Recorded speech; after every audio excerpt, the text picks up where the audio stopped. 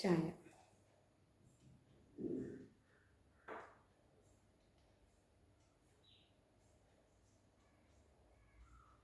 എന്താ ഏട്ടാ എന്നോടൊന്നും മിണ്ടാത്ത?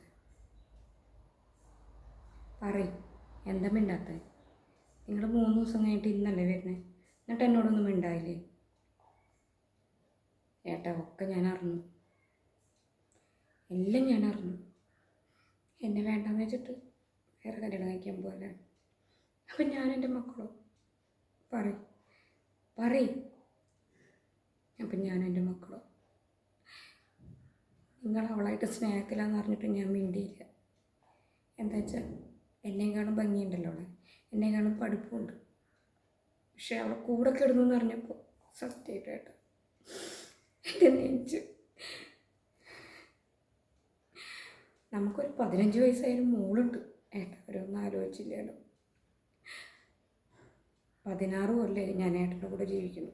എൻ്റെ വീട്ടുകാരെ ആരും വേണ്ടെന്ന് വെച്ചിട്ട് ഞാൻ കൂടെ വന്നതാണ്. എന്നിട്ട് ഏട്ടൻ എന്നോട് ഈ ചതി ചെയ്തല്ലോ.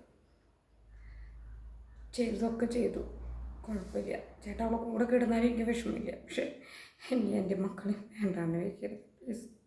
ഞങ്ങൾക്ക് വേറെ ആരുമില്ല ഏട്ടാ.